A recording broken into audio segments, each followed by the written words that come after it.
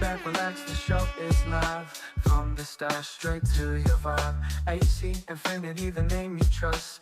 Cannabis talk, no need to fuss. Knowledge flows like a sweet blunt roll. High vibes and wisdom take control. Let's go from the stash. Highly educational. AC Infinity. Cannabis sensational.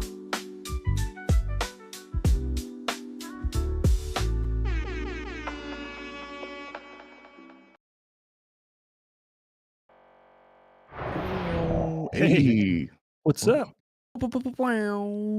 Good to How see y'all you, doing? boys. Good to see you. Thank Feel you. good? Thank you very much.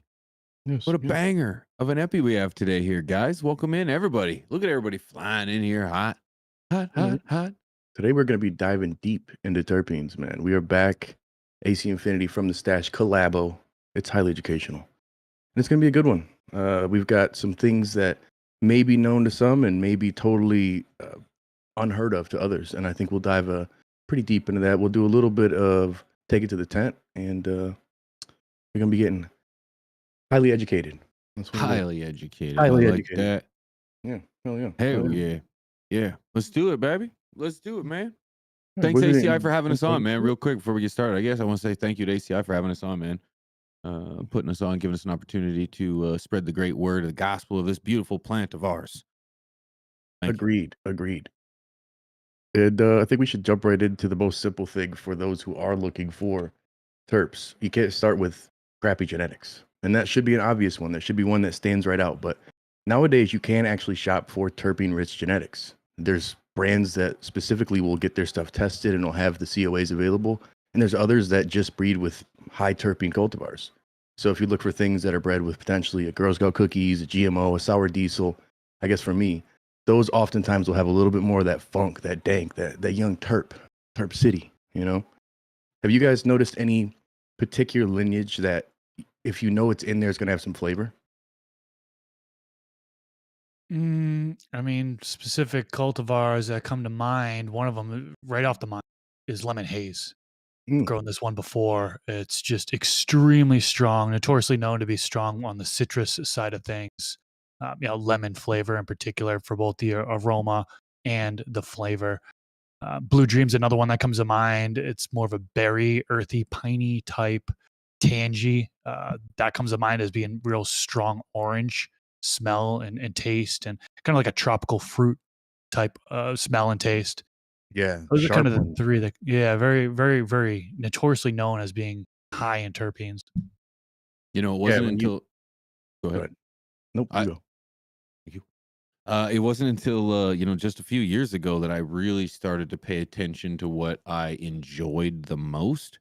I was always on a search to kind of find good herb, good terpenes, good experience, and I wasn't really sure what I was going to settle on. And I knew I enjoyed some skunk, some pine, but when I found GMO by Swank Genetics, that's when I knew that I was a huge fan of that garlic, onion, funk, nasty. And that's when it was like, okay, if I can just hover around this, I'm satisfied. I'm satisfied. Because man, it's a very nice touch. Contrast that with something like a critical hog, which is more of like a citrusy orange taste, which is something I'm not a huge fan of. Yeah, it was a big change. It was a big change, but GMO speaks to me for its nastiness. Yeah, the only ones that I've seen, I think I'm not sure what cut he has, honestly, but Atlas definitely has done a good one. Skunk Master Flex, I believe, is the original dude who found the dankest of the dank, but there's a lot of knockoffs. So just because it says GMO doesn't mean it's that. And even all these ones we listed, there's a variety that have the flavor. For blueberries, I've never had one in a Blue Dream that really gave me that blueberry funk. I never had anything that gave me that strong blueberry funk until I see it in the chat. Blueberry Muffin from Humboldt Seed Co. That one is the most blueberry. I mean, Wink knows that shit is crazy blueberry. I think Wink, do you still have that? We don't know, but To that be one, the continued. flavor. To be continued. The flavor of that one, it wasn't for me by any means, and neither was the aroma. But man, when you talk about distinct blueberry, there's certain things I feel like are gonna be leaning towards names and the description of the look sometimes. You know what I'm saying? But the name, in my opinion, should lean towards the flavor of the experience more. And when it came to the blueberry muffin, that one was unbelievably blueberry. Like holy shit, crazy. Yeah, I feel like I've grown up blueberry before, and that was very strong in blueberry, at least for me. The Beano that I grew. Uh, Another one that comes to mind that you mentioned, Pineapple Express. I mean, that's when I grew that out. That was super strong in pineapple and had that hint of citrus and tropical flavor as well. And then another thing that comes out is Granddaddy Purple, Ooh, having that grape flavor. But in that, I feel like has a little bit of like a berry flavor as well, at least in my experience, what I've consumed of it. But yeah, yeah, I there's a love lot of the stuff out original. there that really leans towards either the citrusy side of things or kind of like the berry side of things. There's some that are like vanilla, creamy vanilla. People explain that as like gelato is like a creamy vanilla in it. So it's amazing really what this plant can kind of develop and express in the different terpenes. Yeah, yeah, and it's like prime example would be Chillado G has one that for me is a old school strong dank. It's like a musky, gassy, little bit of floral. Like it's hard. It's not just one smell. And I think that's the evolution of these hybrids nowadays. Is if you find a parent that you know has a funk that you like, and like prime example again with Chillado G, the Brisker was one that you lean more on the flavor, correct? Yeah, the Brisker, yeah, it's has OG in it. So So it's the parent. It's the focusing on the parent sometimes, the lineage of the genetics. That's why it helps to know what you're shopping for, what you're going to be getting, because oftentimes the name doesn't mean everything. It's what's in it. I slept on Donnie Burger for years until I realized it was crossed with GMO, and I love it now. It's so fire, and I'm just want to beat myself up for it. Same with a Cherry Atomic Sledgehammer from GT. oh That yeah. one, the name Cherry fucked me up, and then you're like, dude, it's so gassy. Banana, was it Banana Jealousy? Is that the other one? Yeah, that's the one that I grew that was like pretty All the gassy names too. messed it up, dude. Like I literally skipped by them because I don't want a banana terp. I don't want a cherry terp.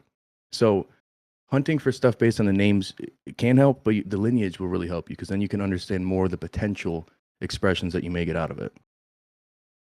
Really That's good great. point. And some listing descriptions can be deceiving. I know. Yeah, I still often do look at the listing description. First of all, credible source, right, directly to the breeder, or a good seed bank that's credible. But they should have some sort of description in there. And most will describe what you should get from the taste and smell and effects as well. So that's a good place to start. But it's not like a guarantee. It's not a slam dunk because, of course, your environment's going to strongly affect what you get for a terpene and cannabinoid profile. 100%. I think the reason why we start with genetics is you can't, make a pink blue, so to speak. Like there's certain things that the expressions that you're looking for may not come from the genetic you have. So knowing at least in the family, the pool of getting that point started, it'll help you to the next point. And I think that would be getting into optimizing lighting or utilizing lighting. So things like UV light exposure, full spectrum, the intensity or even far red spectrum.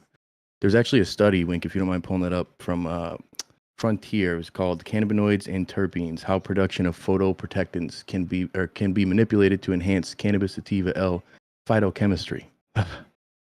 But this So much essentially for a talks. man who can't read, huh? That was all just memory, brother. You couldn't tell. But that essentially talks about how these compounds serve as photoprotectants to shield the plant from ultraviolet radiation. And some studies, in particular this study, suggests that enhancing this basically can push the secondary metabolites. So that's where people are utilizing UV. There's other studies that counter that, like the National Library of Medicine, that claim that it varies. You may see more THC in sugar leaves or in the flower, but it may not increase the potency or cannabinoids overall. It depends oftentimes on the genetics with the environmental impact.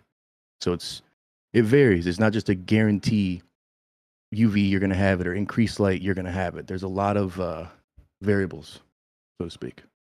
In this in particular, there's a lot of debate, particular in UVB. Now, if you rewind 5 to 7 years ago, Dr. Bruce Bugbee had clearly mentioned in videos that UVB, the studies are kind of inconclusive, or there's not enough data to back it up to prove it. Since then, there's been studies, right? But people still go back to him because he's such a credible source. So it is, and we're not scientists, right? We're just kind of talking about what we've found, what we've researched, what we've experienced, so on and so forth. So a lot of people do claim, yeah, UVB between 280 and 350 nanometers, that helps increase the terpene resin production. It's really a defense mechanism used against UV-induced stress. UVA is also said to work synergistically with UVB to improve terpene profiles on that avenue. And then, yeah, like Rob had said, like far red between 700 and 750 nanometers, red light, that helps kind of simulate the natural sunlight transitions. Um, the red light can increase photosynthesis. Of course, when the plant is just growing normally, it's going to increase. It's going to have some sort of terpene production, and so some of these things that we talk about today, when we're going to get into nutrients, stress, so on and so forth. Some of these things are like, what's the word I'm looking for? It's like a reactive effect of, I don't know. I'm kind of losing it there, but you add one thing, and then the effect of another thing will result in another thing. Yeah, and Totally I think butchered that, but hopefully you guys understand what I mean by that. Sequential. Sequential. Yeah, it happens in sequence. That's the first word. That's the first word that came to mind for me. Yeah, no, I totally agree with you, boys. I would like to see some more consistent research and methods performed to see what is it in particular, whether a particular spectrum, particular lighting amount that will lead to the maximum amount of terpene production. I think that's really the next level that we're going to get into in regards to, I mean, like as an industry, in regards to the lighting.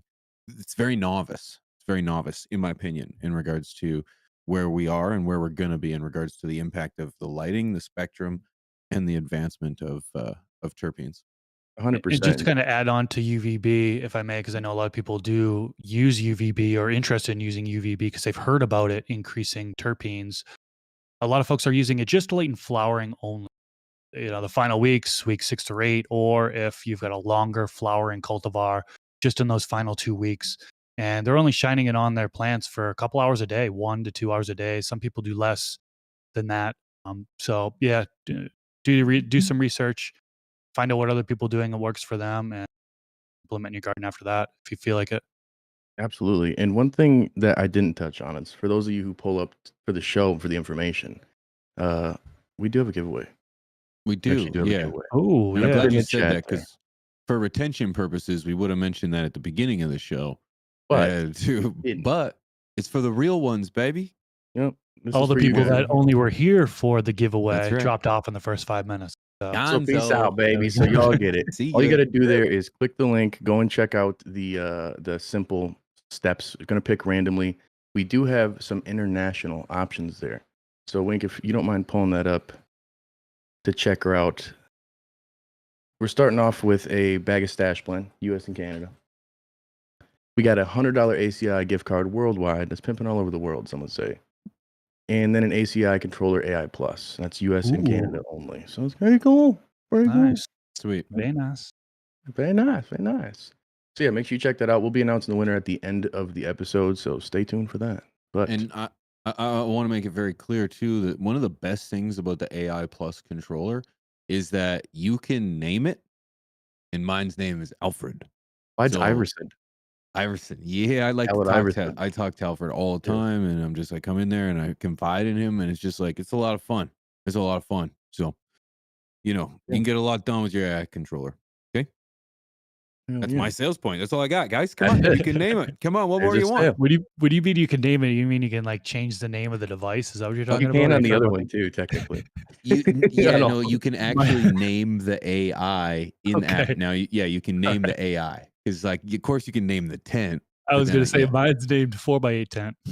Oh, that's clever. really I always expected letter you to think one. outside the box. The Yeah. letter 1. The letter 1 is the name of mine. It's Yeah. perfect. Yeah. Inside So, joke. That's so back- funny. So for the record, I clued in to what I said about 45 minutes later after the show. episode. After the episode, I was like, Rob repeated what I said, and I said, "Whoa, whoa, whoa, whoa, whoa, whoa, whoa, whoa, whoa, whoa." I said letter 1? So then it all made sense. It all made sense. Yep. Yeah. And I thought that he rolled with it. He knew the whole time, but I guess Just running off the public school system here, baby. Okay? Yeah. making it happen, Captain. I get my letters and colors confused sometimes. Moving on. Sometimes it's that way. Sometimes it's that way. The gap is unreal. So, maintain ideal temperatures and humidity is one thing that you really do need to do in your garden. A lot of people sleep on that. They think, my plant looks fine. It's going to be okay. And yeah, it may be okay, but you push it too far and your terpenes are going to be evaporating. This is science. This one isn't debatable. But also, when it comes to optimal resin production, oftentimes your normal flowering phase, 70 to 80 degrees Fahrenheit. I don't even know what that would be Celsius, but pigeons might. And then 50 to 60 relative humidity on ballpark, keeping it around there for your resin production. But people have noticed, and people being me, dropping my temperatures later in flower, oftentimes you have that slower terpene evaporation because your terpenes are developed more then. Essentially, you're getting to the point now where you have mature terps, and if your temperature is too high, you're going to be evaporating them. So when you open up that tent and it smacks you in the face, and you're like, damn, well, it's cooked terps that you're getting a whiff of. So it's tough. A lot of times when people are in spaces like, let's say, Las Vegas or Michigan summer, or damn, even Canada when we were up there, it could be really difficult. You know what I'm saying? And I think that's really where dialing in your space, having a controller, having something organized for you that's automated is definitely going to help in that sense. Yeah, I'm glad you brought up lowering the temps at the end of flowering because that seems to become more and more popular these days. Just, I think that's another thing that Dr. Bruce Yeah. Bogey had mentioned. I remember hearing like Shane from My Grow mentioned that he did a video on it, but yeah, lowering it in those final weeks can help retain them. And lowering to how much? Some people might be wondering. Well, generally it's around 78 degrees Fahrenheit, which I got the conversion over here, which is 25 degrees Celsius. So thinking about you folks that are using Celsius, and, yeah, around 78. Some people go lower than that, 76 Fahrenheit, which is, let's see, I don't want to forget about Celsius, 24 Celsius. So yeah, lowering it the last couple weeks of flowering. I've been doing that ever since I learned about it for sure. Yeah, yeah. I'm not sure what's going on in the chat with the ACI spamming, but maybe ACI triggered a giveaway. I'm not sure. This is society when that happens, is when people are like, oh, there's something going on. We're jumping off cliffs. And everyone's like, they fucking jumped. I'm going to jump. So it's an interesting one there. But there's nothing ACI in the chat other than ACI. Shout out to them. With the temperature swings that people deal with too, can you have one day of this and be ruined? If it's too hot, does it ruin? Do you think it'll ruin your terps? Because I've had No. situations where, like, the power goes out in the summertime, especially the heat will be crazy, and like the city's power somehow goes out, like the whole city. And of course, I've got a garden going, and it's like the temperature swings for 24 hours maybe just get insane. It's not catastrophic to where you're going to throw away the harvest. For sure not, right? Like, has there ever been side by side testing done to cooked terps where the temperature was high versus retained? I'm not aware of it, but yeah, I guess Yeah. somebody would have to put it to the test and see what that difference is between keeping your temps high at the end of flowering versus lowering for the. That'd be interesting to see. Yeah. And I think it should be clear too. I feel like the temperature stress is more effective in the lights off period than during lights on. In lights That on, I swing. still like a 75, 80, but it's like to get that stress with temperature, it's actually, I find it's the lights off temperature that you can kind of swing with rather than the lights on because it's a little more stress I find taking away some of that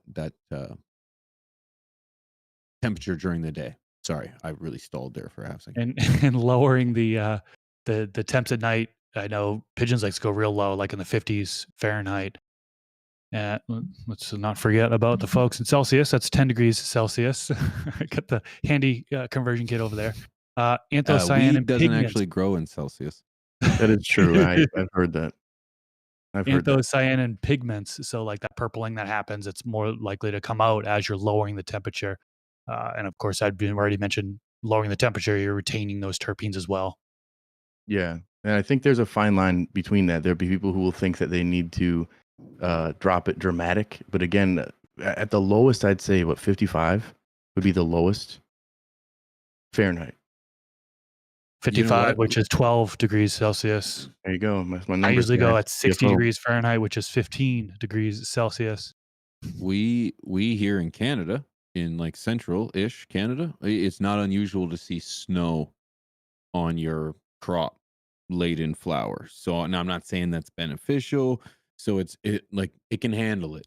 It does happen naturally in some cases. So yeah. Yeah, Yeah. But that's remember crazy. the key is that there's a fine line between stressing the plant out to give it a performance enhancement and then stressing it out too much that now you are now degrading or degrading, I think would be the English version of Maybe that. in England you say Um, degrading aluminium. degrading. Yeah, it's the Mm. degradation. So anyways, there's a fine line between too much and that sweet spot. And I think that's where people who have these dramatic swings sometimes will notice that's where you'll get these hermaphroditic or intersex traits. You know, the inducing the negative stress to your plants. That's the controlled stress, precision stress techniques, as we've talked about before. These are things that you definitely can utilize with your environment. But again, I'd say it's a little more advanced. You know what I'm saying? You almost want to just run the normal perimeters to keep your plants not getting too much heat and that humidity being where it's at. That dropping it towards the end, you know, if you have one single cycle and you're not having a variety of different plants, myself, I oftentimes will have one plant at this age, one at this, and one at this, but the same light cycle. It could be harder to do that. But if you're doing a whole crop at once, you could probably get away with dropping the temperature. But it's detrimental to not do that too early. Definitely. Yeah, no, that's Definitely. good. I think. Go So ahead, this Chris. giveaway, we usually do it, uh, you know, break it up throughout the episode. Is this time we're doing it at the very end? Is that correct? Picking Yeah, all the and winners or just so what? people realize too, there's a big blue thing that says log in Facebook. Right underneath that is a button that says email. So you just gotta click that one. And you could put your email in, and that's all. You don't have to have Twitter or Facebook. So the link there is pinned in the chat. So click that to join the giveaway. For those that are just tuning in now, we're giving away a bag of Stash Blend. We're giving a $100 store credit for AC Infinity, giving away a controller AI Plus. So definitely enter that in if you haven't already. You can definitely enter it, Randy. Hmm. Anyways, so the other thing that I think a lot of people sleep on, which you know, it depends on how you're growing. If you're somebody who's an organic grow, you already feel you're good. You already feel you got it. You know what I'm saying? But if you're doing synthetic and you're doing something that you have to be Mother Nature and fully control, well, then we got to look at balanced feeding and, you know, overfeeding, excess salts or excess nutrition is going to be bad for your plants. So I think when it comes down to it, if you're new to the game and you're just getting into growing, following a chart, following exactly what the company does. If it's Athena, they got a great program that you can follow to the T. Everything from literally the dry back period, like so much details, it almost seems overwhelming. But at the same time, it'll help you get through the process so that way you understand what you're doing. You'll see the results from your plants if you can understand the nutrients you're putting in there. Organic nutrients, oftentimes, you don't have to do nearly as much if you have the right things set up. So if you're creating the environment that's going to work for you, you don't have to worry about overfeeding. That's not going to be such a problem. If anything, potentially underfeeding. Chris, Yeah. do you want to add to that? I'm sure. Well, I mean, there are other things when I talk about like nutrition that people use in order to kind of boost up their terpenes, right? Amino acids and humic acids. It's said to help with the terpene synthesis and nutrient uptake. So a lot of people are using that. Seaweed comes to mind, the kelp extract. Help. That's going to help provide those natural hormones. That's going to boost that oil production. Blackstrap molasses. That's going to feed the microbes. That's going to help with terpene precursors. That's the word I was looking for earlier. Is something that happens before another. The a substance that's formed before another. Mycorrhizal fungi, trichoderma. Those are things, you know, utilizing microbes is going to help with terpene production in some ways. So that stuff goes a little bit beyond my personal knowledge, but it's something things that I've learned from people who've come on my podcast, Garden Talk podcast. Yeah, it's super fascinating. There are so many different things that you can do when it comes to like nutrition and the microbe life and the medium that are going to help with terpene production. 100%. You know, even those who are utilizing the compost teas or molasses potentially. I haven't used molasses in a long time, but there's a variety of different things that you can add in. Even if you're doing a fully amended soil that you can still continue to add to your mix without overdoing it. That's good. That's good. You want to Good. make sure too you're avoiding too much nitrogen towards the later phases of flower. Nitrogen's better during the veg stage and the beginning stages of flower, so you want to reduce it from the later stages.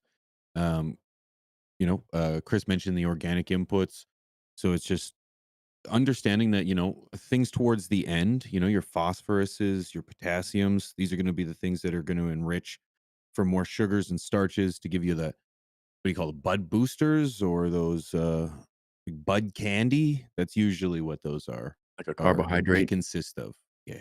Yeah. Yeah, one thing, I had somebody recently tell me that they do is they flush with they end their water with coconut water and agave. What do you guys think about that? It's an organic I, soil too. I've heard of people using coconut water, but I haven't really dug too deep into it, so I can't really speak on that. It's got electrolytes. Yeah, I don't really Mm. think about it. It's one that excuse me. When I read that, I thought it was dumb as shit. Then I started getting into it a little bit more, and there's actually something to it. Same with honey. I see that in the chat with Andy. And essentially, it's like again, your carbohydrate, a form of a sugar that you're getting, an organic sugar.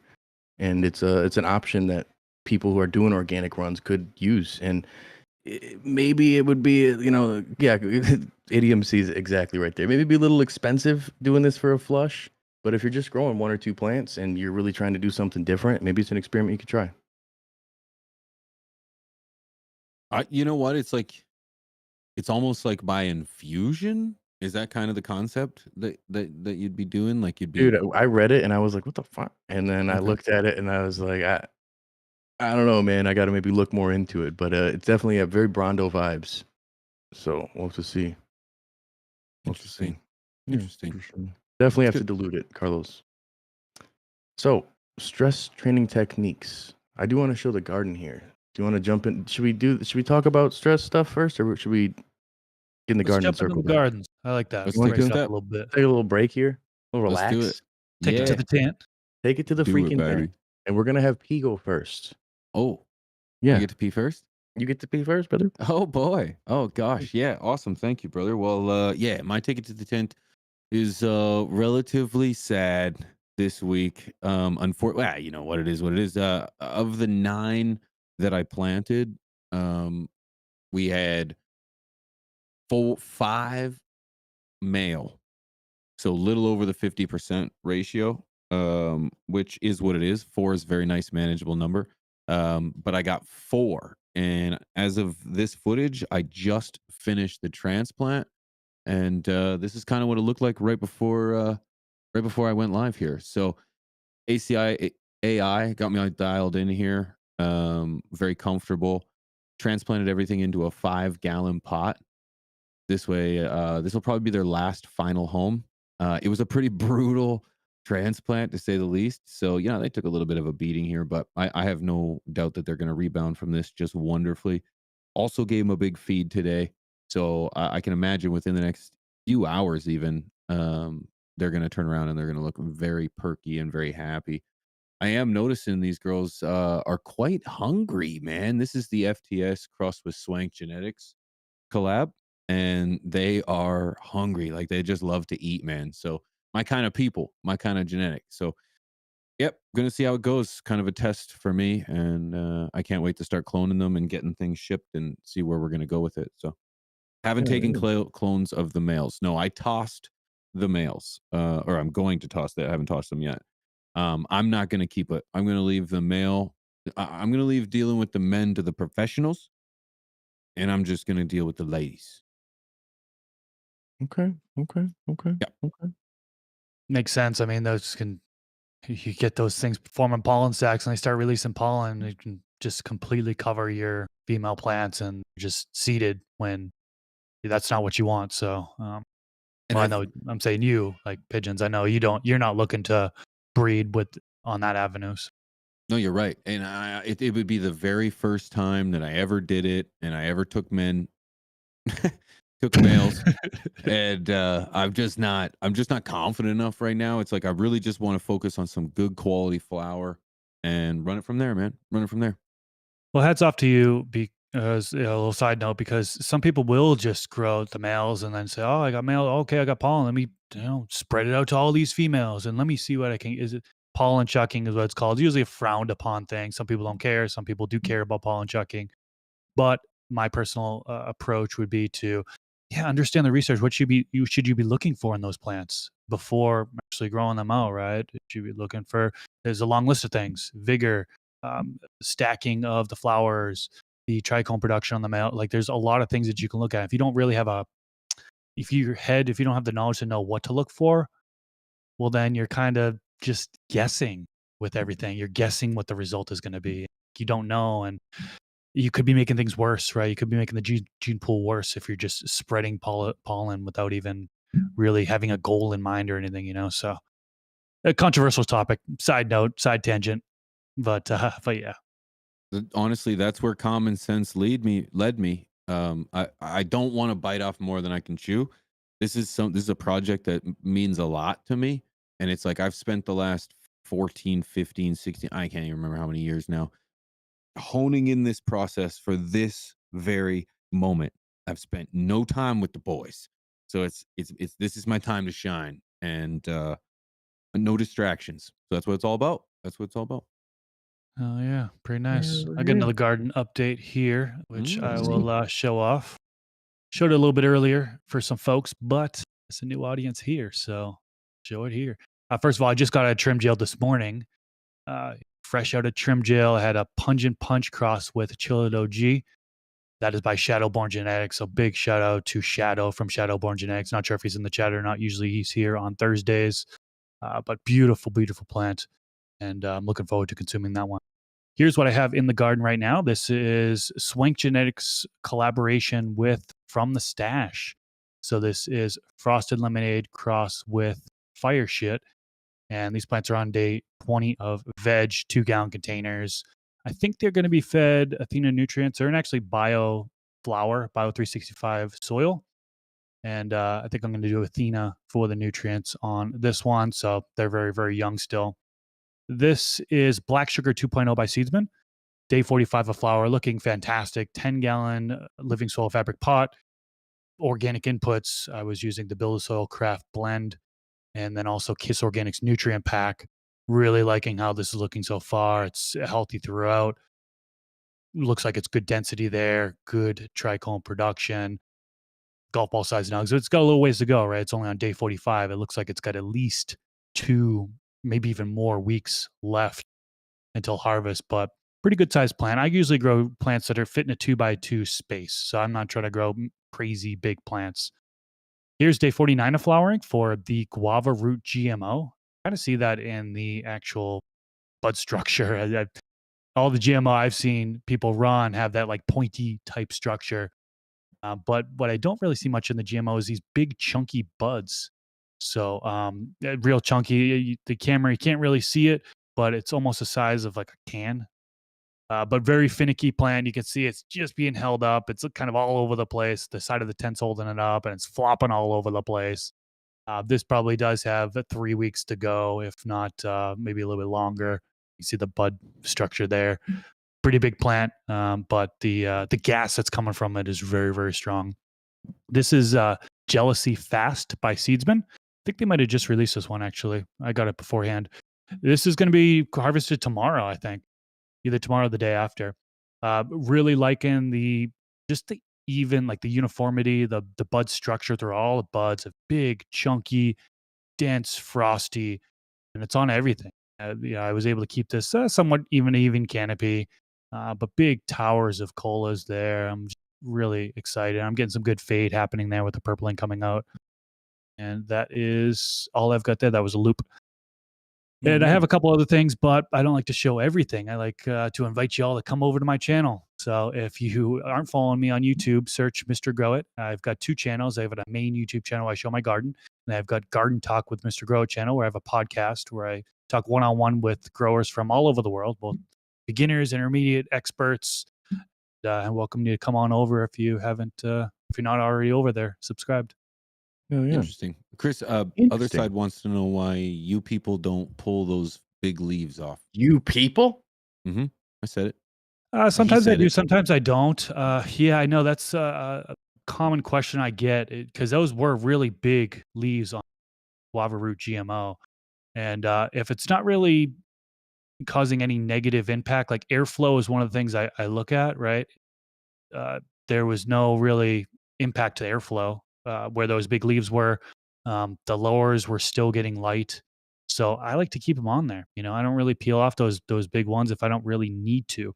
Now, if it was more of like a squattier structure with shorter internodes, and there was just tons of foliage in them, I would totally rip those out, totally get rid of it. But yeah, number one thing I look at is just making sure that airflow gets through it, and I try to limit the amount of stuff that I pull off. Really, if I don't need to take it off, that's just my personal preference. There's so many different opinions and ways to go about it. And none of Yeah. else of them are right except for yours. Very well said. Yes. Yes. Uh, I think that's where depending on how you're growing, some may strip it completely down. Some may do the old Schwazy technique. Others may just tuck it. You know, if you're doing the scrog technique like Troy, you can utilize just tucking her. You know, just keep tucking. Sometimes you have to remove them, but yeah, it just depends on the person. Some genetics, I'll strip them right off of there. You know, others I feel like the leaf to bud ratio is really, really good, so you don't really have to. Those ones definitely are some honkers, but you got a lot of plants going right now. it's funny how many comments I'm getting. It's like, wow, why is Chris talking so much? Did he Because get we're not replaced with talking as AI? much. He doesn't talk as much. It's like, it's so It's because funny. listen, we're coming to the end of the fucking series. So we're gonna start letting him talk. Okay? We let him save the best for last. AC Infinity says, love when Chris speaks. It's always good shit, man. It's Good It shit. We need to isn't, get and that it ends audio book. now. Yeah, it's done now. It's over. It's done. all You right, I'm guys done. ruined it. You guys ruined it. Finished. Chris, shut up. So Welcome back. did we Sorry. you know, I faded away for a minute. We showed plants. We didn't. This is where we are. Let Ron talk now, okay? You guys ever do any drought stress? Any drybacks? Oh yeah. Yep. Oh yeah. Oh, now we can speak. Now you can talk. Go ahead. Go Did ahead. you show your plants? Oh, my You shit. didn't. You I didn't. You don't know, faded out a there's just little fucking bit. just Take it seedlings. away. He just wanted to talk so damn I just bad. wanted to talk, dude. There's just seedlings, bro. All right, I got the Swank Genetics from the Stash Collab too. I got first rights to them. It was pretty cool. I can show you guys if you want, if you're into it. Yeah. Let's see it. All right, all right. So these are the girls here. This is about 5 days ago. I need to transplant them tonight, but whole fucking family's sick. Both my kids are sick. So we're doing what we're doing. I've got a couple of clones I grabbed from Seedsman in the back there, and just got them in. They shipped them like overnight. I've got chem cookies, and I've got cookies and cream, and I grabbed that rude boy again. Believe it or not, and you'll see. You'll see. She's ugly still.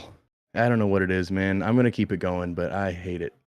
Also, the little one right there, the little girl there, that is a Gorilla Cookies Auto from Fast Buds. Shout out to my boy Chubbs hooking it up. He noticed I like the terps, so he hooked it up. And I see Neil in Heaven have a massive one. It is huge. If you haven't seen it on Instagram, go check that one out. It's crazy. Does not look like an auto. And then that ugly little tree that's been chopped around there to the left is the rude boy. It's a rude girl. So she's ugly, and she showed up pretty much like this. So it's unfortunate. And this is all AI also. This is from Sora. Nothing you're seeing is real. It's all fake. Don't grow. But it's interesting, man. Like this is a genetic that I've read is a finicky one. So I've got it separated from the other ones, kind of quarantined, so to speak, and I'm gonna just try to nurse it to life. I want to smoke it, so I'm gonna keep it, and we're gonna work it through. But yeah, I've got a lot going on there, and my little breeding project with the boys is the focus. Andy, I do think it was a re-veg. I do. It's got pre-sex pistols all over it. So like it must have just went into flower and they took cuts and tossed it in there. So I'm not stoked on that one. But, you know, we're going to let it grow because I had it before and I tossed it and everybody said I was an idiot. So I decided to keep it and let's do it. Let's do it. Very Smart. nice. Wow. It was very nice. It was very nice. Someone asked, they said Pigeons was going to show his. I showed mine first. Yeah, we whipped that thing out first. It was I good. whipped it out. Yeah, We it was synced great. it. It was fantastic. Yeah, that was and so this is the clone I got last time. If you guys watched my clone to harvest video of the 5 strains, one tint, it didn't it didn't make the cut because it looked really shitty too. And YouTube is an amazing platform. Thank you, Rich.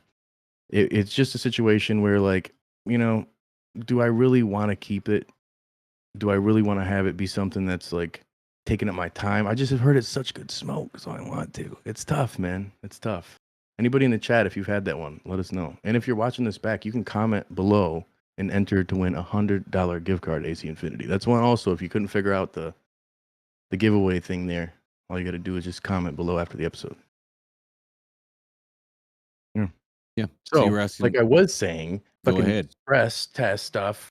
Do you guys ever do drought stuff? You said yes. So back to where we were. You got to be able to do it right. This is where it's cool that there's tools out there now to be able to measure the moisture meters. AC Infinity's got one. There's tons of brands that have had them in the past that are more complicated, we'll say. And nowadays, it's not so hard. You can really dial this in and know exactly how much of a dryback you're getting. And so you don't over dry those roots out. But it's definitely important to utilize some precision stress techniques. Precision. Yeah. Allegedly, the plant produces more oils to conserve water. That's what I read and researched and learned. Yeah, that's Learned. actually, there was a controlled experiment conducted by the National Library of Medicine that talked a little bit about that. And it's just like the trichome's producing, and these, you know, cannabinoids essentially, like you said earlier, or like I said earlier, these are things to protect your plant. And all these different stress techniques that you're doing can help produce these things that we're after, which is really cool. The tough part is pushing too far, you could hurt your plants. So there really is there's an opportunity to push your plants further than what you get naturally out of it and get stuff that's just next level top shelf, but it doesn't come from just the genetics being good. It's the variety of these things. And the drought stress is definitely something I've seen work really well, even with increased biomass or yield as a whole. There's people who crush it by just literally just drybacks. And how much? Like, I think a lot of people are probably wondering, well, how much do you let your plant droop? You know, and how long do you let it droop for before? Like, so I think for me personally, I do just a gradual droop, right? Like, okay, it clearly needs water. Some people really make sure it's drooping down to where it almost looks dead, and then they're bringing it back to life. I think that's a little bit too far, in my opinion. But some people do that route, and the drought stress for me, the way I go about it again is I let it just clearly need water and be drooping down, and then I give her water. Right, I don't wait any longer than that. So it's a very short period of time where it's in that drought phase. Yeah, and that's really where I think pushing it too far is where you get to the point where you're killing off your plant. You don't want to go that far, you know. It's definitely Yeah. something that works really well to an extent, you know. It's not worth doing if you don't have a tool to help measure it. It's a little harder, and I almost would recommend not trying to push too much on that. You'll get your natural dryback by not watering every single day, but by doing like a precision version of it, you need a tool. You can't be precise without the tool. Good That's point. good. And Footsies asks, I assume this is photos only and not autos. Nobody grows autos anymore, Footsie. I'm just kidding. This will be for both. This will be both. Both are going to be responding the same. See, I'm pretty lazy, dude. And come late in flower, I'm usually pretty busy. So, yeah, mine die, Christopher. They're hanging upside down. Cola's touching their toes. And it's like, I think that's a bit extreme as well. Yeah, you get too far. But you get to harvest, right? You still get to harvest. You bring it back. Sure, some of the leaves might have died off and stuff. Sure, it maybe took a little bit longer to bounce back, but you still got it to bounce back, and you still harvest. So it wasn't really detrimental to the plant to the point where your crop was completely wiped out and you have nothing to show for it. Yeah. So That's the biggest thing too, is it's like you can push it, but don't want to push it to the point where you're killing it. And shout out to Angela. Many Shout out to blessings. Angela. Many blessings, Yes. indeed. it seems to happen And so many fast in flowering cannabis. too, like late in 45th flowering. anniversary. Yeah, Sorry, well, didn't mean to late in cut you off. flowering, especially, the plant's going to be sucking up everything that it can. It's trying to survive, I feel like, at that point. So, and your roots are fully developed, and it's just like, it's tough, man. You think about a real small pot. Like, look at what we were showing earlier on Uncensored. Mike's pots, dude. Those little solo cups, those things, like a dryback is 10 minutes after you water. You know what I'm saying? Like you almost need automated watering on that point, and when you do, that's when you could have the high frequency fertigation, the slow feeding, frequently, or the low feeding, not slow, low feeding frequently, and you get to the point where you can really have this dialed in. You don't have to guess it. The guessing games make it so you're not necessarily doing any training on this. You're just rolling the dice. You're buying meme coins, pretty much. Okay. That's what it is. And I think for autos, once our plant's flowering, autos and photos, in terms of what you're going to do for growing, it's going to be pretty similar, other than the fact of one is going to flip into flower. So your veg, the way you treat it in veg is going to be different. But once it's a flowering plant, it's a flowering plant. I think that's really where, as we're in this point, we're talking flowering plants too. So the techniques will be very similar. If we're talking organic soil and drybacks, though, that's something that for me, I barely even dabble in, just because you've got your microbial life, you've got so much going on in there that you want to keep it moist. You don't want to waterlog it, but you want to be able to keep it moist in there. And doing these drybacks potentially could risk killing off some of the ecosystem that you've created in there. 100%. I'm the same way as you. It's okay with synthetics. I don't know. Like, I know people who do it with organics, man, but it's another, like, I'm just paranoid about it, I think, more than anything.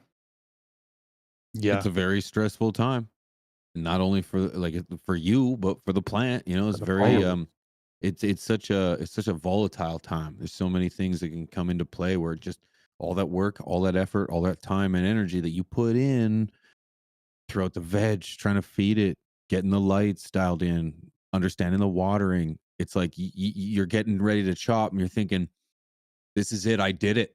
I'm done. I did everything I could, and now it's all going to be easy from here.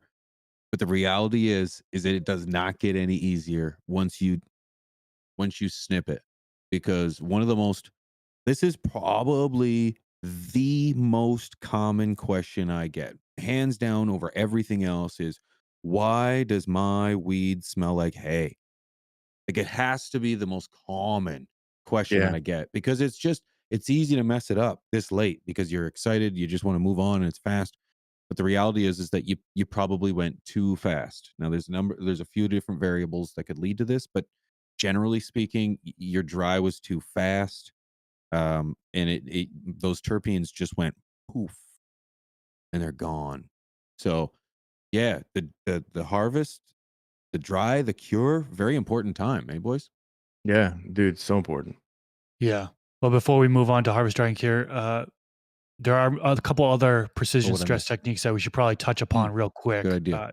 Drought stress was one we really emphasized, but Yeah, there are we other do. things. We already really talked about lighting, right? Lighting, adding in UVB, that is a form of precision stress that helps with the terpene production. VPD, right? How about lowering the humidity in Mr. late VPD. flowering? A lot of people do that.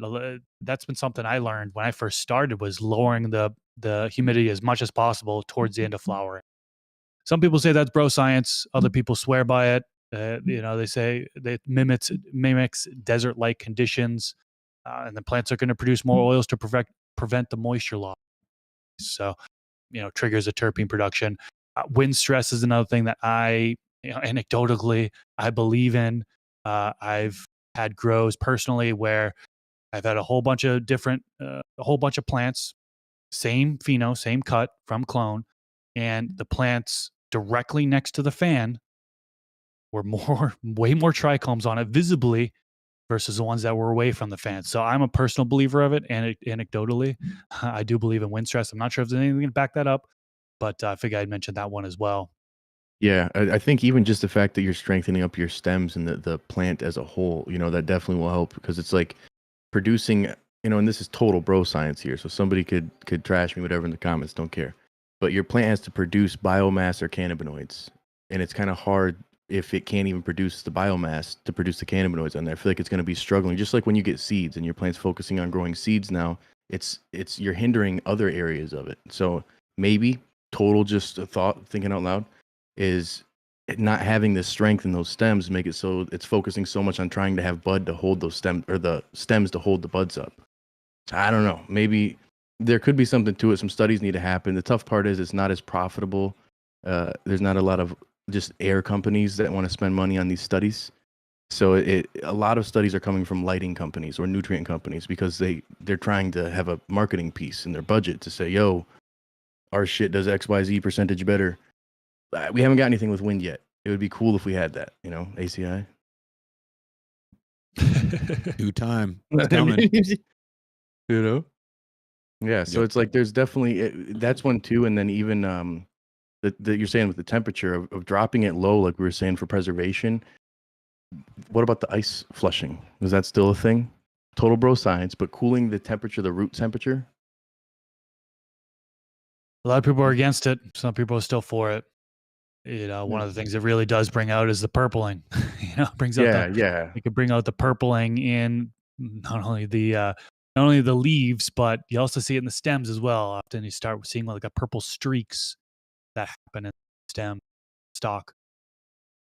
But as Yeah. far So as retaining terpenes or increasing terpene production, I don't know for sure. I don't have any knowledge on that one. yeah, and again, I don't think it's as profitable to uh, just have ice, unless ice companies are like, "Hey, dude, we're fucking back." Like, I feel like all the studies, when you look at who funded it, is always a brand. That's a part of it. Like, oh, okay, this is why. So, unless an The, ice company wants to jump and the, try some the, shit, the, the problem with that is they're usually the ones that have the most interest in the results, and then therefore they're the only ones that are willing to pay. Right. So then it's like they're damned if they do and they're damned if they don't because they pay for it and then it looks good for them. So it's like, damn. Right. Yeah, Catch. I don't know. Yeah. Catch 22. So, to harvesting now. Yes, Yeah. you want to Yeah. harvest at the right time. I think the point of the grassy hay farm smelling shit, potentially could be an early pull. That's what I've seen a lot of times for people, because you just dry it up and it's plant material. It doesn't have the matured cannabinoids, so you're not going to be getting those terpenes, and you can't cure those terpenes into it. You know? Yeah. Harvesting at the right time when it's at the highest potency. Said that when the trichomes are cloudy, it's the highest potency. When it is clear, it's not yet potent. When it turns from cloudy to amber, it's changed some of it's changed from THC to CBN. Talking about cannabinoids there, but um, also if you push it too far, remember trichomes will actually fall off if you're running the plant too long. So, yeah, harvesting at the right time is super important. Yeah, that's definitely a key thing. I think people will try to go for just the terpene, or not terpene, the trichome look. So clear, cloudy, amber. And you can't just keep pushing and think, I'm going to get more couch lock. It's going to be fucking crazy. So you just keep it going and going and going. Like, yeah, it's going to degrade. It's going to die off. And then too early, again, it's potentially low potency. It's not going to have the cannabinoids that are mature and ready to be consumed. It's biomass. So there's that fine point in using like a digital microscope a lot of people have these days. Even your phone, just take a picture and then zoom in on that one. Or the jeweler's loop has always been the go-to for a lot of people. I think finding that right ideal window does depend on what you're looking for. I've noticed different cultivars I've had, I like the smoke better at 9 weeks versus 11 weeks. It just depends on what I have. Yeah, I would go to wager, and I think we had this conversation with Troy from 420 Vape Zone in regards to terpene, like our natural process of chasing the potent flower is actually causing us to miss out on a range of terpenes that end up evaporating or maybe evaporating, maybe that's the way to say it, or degrading or going non-existent after the trichomes have produced or matured to a cloudy slash milky phase. Where's that So shot link for that? I'd be curious to know at which times are you, is it like a pH meter where it's like if you harvest this side you're getting these terpenes, if you harvest here you're getting these ones or on these I ones, never even thought about that. I or is think it this? Yeah, I'd be curious to know. there was one, it wasn't linalool. There's one terpene that takes longer to develop. I cannot remember. Was it terpenol? Oh man, I should have had that one ready. If you guys know in the chat, please let us know. Drop it. Terpene science is so underappreciated right now in today's day and age. It's starting to get better, but man, being in the commercial space for years, dude, the amount of people and especially bud tenders who have no idea about terpenes, the effects, or what they're describing when you ask for anything.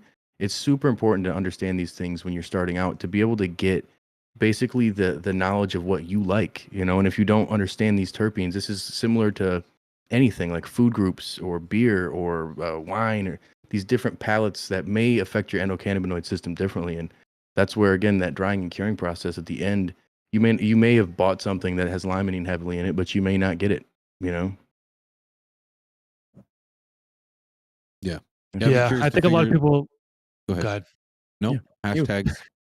Chris is speaking tonight. I was gonna say with the drying process in particular, I think a lot of people losing terps there. We're trying to retain terps during the drying and curing process, and uh, when you have inconsistent drying conditions, that's where those trichomes are actually bursting. If you take a microscope, and this is stuff that's being researched now, is when you're seeing like the temperature fluctuations, humidity fluctuations, you're seeing them expand and contract and actually burst.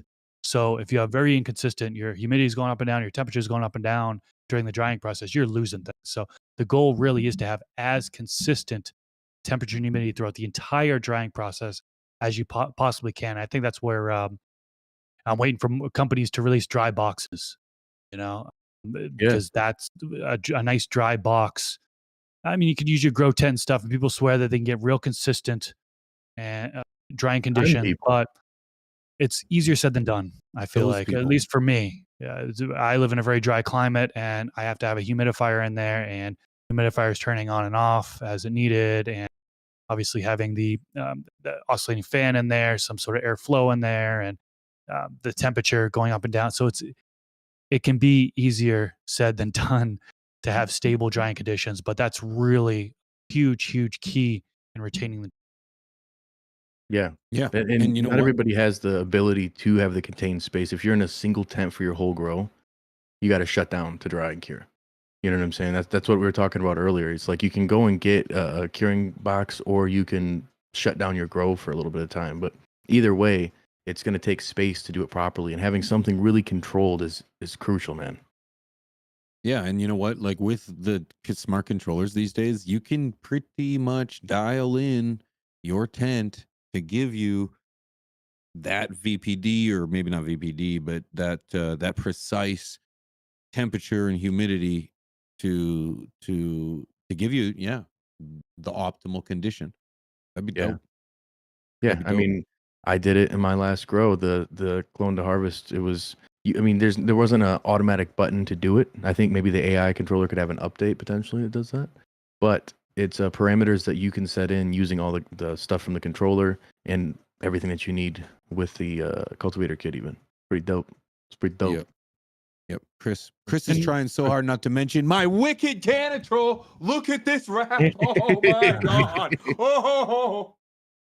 Sorry. So the drying One thing and I was curing side of things, I was gonna say, are you a glass guy? Are we all on grow bags now? Are we fucking trapping with the plastic bins? What are we drying and curing in after the tent?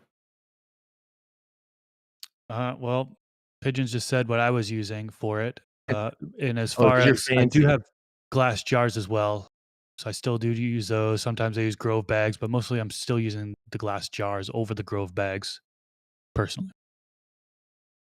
Yeah, my last run I did with grow bags, and I had great results, man. In terms of the cure, really, really good results. Storage for someone who's as dumb as me, it's dangerous. It's dangerous because I turn it into shake by touching it. Oh, just real quick, looks like we had an impromptu giveaway.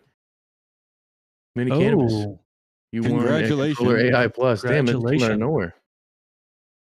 Good shit. Yeah, jars are for salsa Nice. these days, it seems. But grow bags work really well. There's it's everybody's preference. You know what I'm saying? I still like jars. I have so many of them. I feel stupid. I got a book of CDs that I still carry around. I don't carry the book CDs around, but I'll keep these damn jars. I don't know why, but I'm doing it still. Yeah, scratch One me thing I off, wanted man. to say, I'm kind of using. Go ahead. No, yes, I'll talk. God damn it, Chris! You never talked so much before.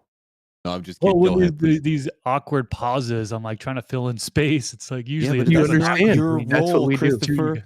That's what Rob and I do. No, I'm just... no, please go ahead.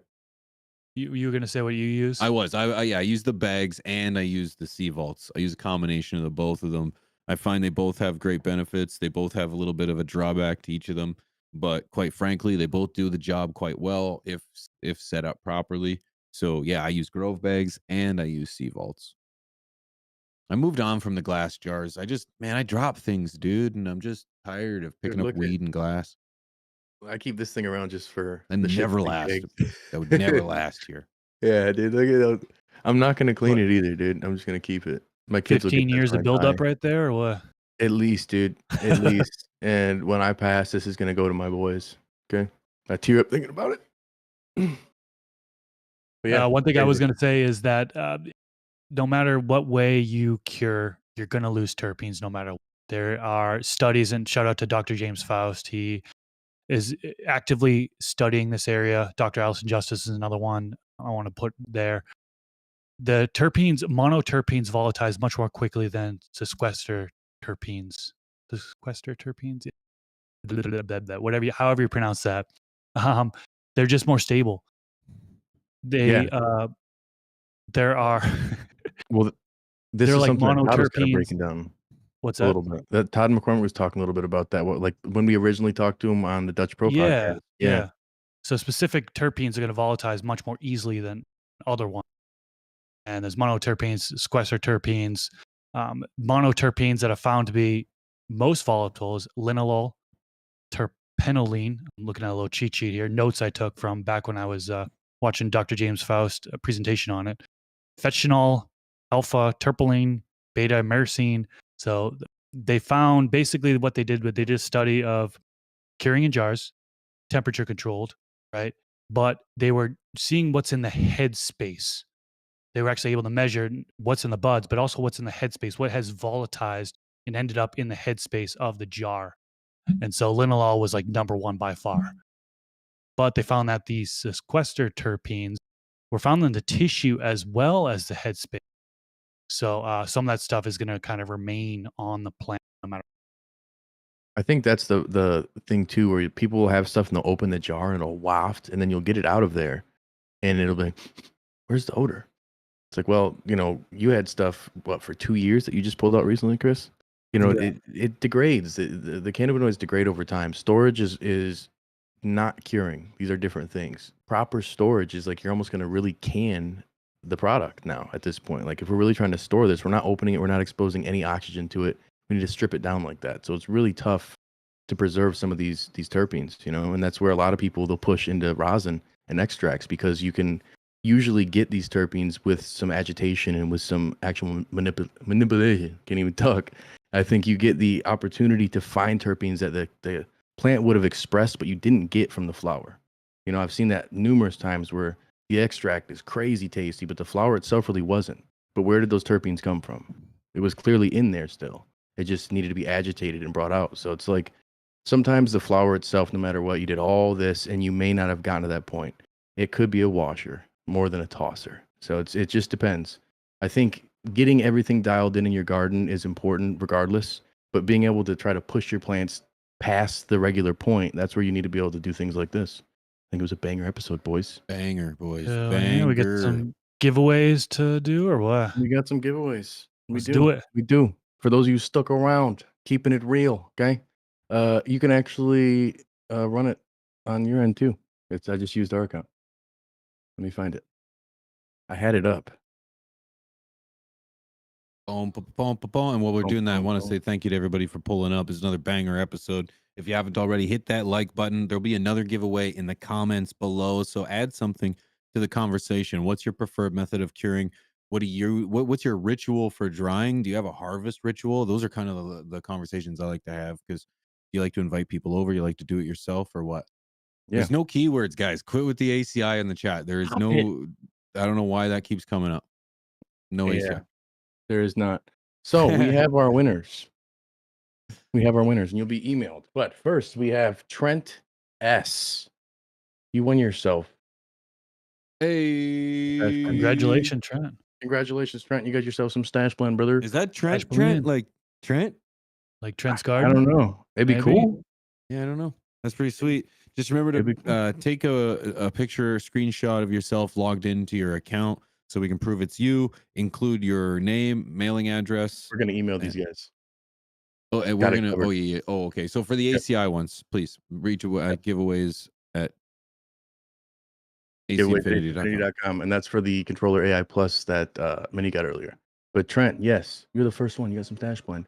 Next, we have Ryan E. You got yourself a $100 AC Infinity gift card, brother. Send you an email as soon as this ends. I'm gonna let my kids stay up a little late so I can get these emails busted out. Last but not least, okay, taking home the controller plus, controller AI Plus. We got a fella named Squirrel Master. Okay, Squirrel Master. What? Yeah, Squirrel Master. real name, no gimmicks. Real name, no gimmicks. Man, that is amazing. Congrats. Appreciate you guys Congratulations. pulling up, being involved with this. I'm gonna send out emails as soon as this is done. Big shout out to you guys for being a part of it. Sorry for those who didn't understand how to do the giveaway thing or had issues on their phone. For the last one, we'll do it all through here. Cam, what? We got another giveaway? Another giveaway in the chat. Cam Watt won. Cam Watt. All right, so that one, Cam Watt. Cam, you're gonna email giveaways at acinfinity.com. Just a screenshot showing yourself logged in, just to prove it's you, with an address, a shipping location. And it's a controller AI plus. Let's go. Yeah. Sweet, man. Sweet. Yeah, that's Guys, dope. that was That an is dope. epic episode. Just real quick before we sign off, I'm actually going to drop an episode 2 on my Grow channel because I think it's only appropriate because I did that last time too. Just did it. Boom, it's live. So I'll get you a shareable link. Thank you everybody for tuning in. We appreciate you guys for always being here. We'll be live. Is this the second last episode, boys? I think the next one is the final episode, boys. It's the final It's episode. the fucking finale. So you better Yeah, pull it's up. the It's gonna be a banger. countdown. A banger. Next Yeah. week is Scrog School. So tune No. into that here on the ACI No, channel. it's And then not. the week after Season that, ended. we're back. It's Season ended? ended on Scrog School. Yes. Oh, okay. You missed the fucking finale. I was the only I one there. missed it. I missed it. It was a banger of an episode. It was a Damn. banger. So you can watch the replays. You can watch the replays. But I know there's an After Dark episode coming up with our boys from Dude Grows. Mhm. Pull up Oh, for that yeah. one. It's gonna be a banger. And we're gonna be dropping a new episode on Sunday. So make sure you pull up for that one from the stash every Sunday, 1 o'clock Eastern Standard Time. We also have our Clips channel, and we're uncensored same day that this show is, 1 p.m. Eastern Standard Time. So yeah, banger of an episode, guys. Appreciate everybody who pulled up, and we'll see you guys next time. Shout out to Link on the ones and twos. Shout out to AC Infinity. Peace. Shout out to you. Peace.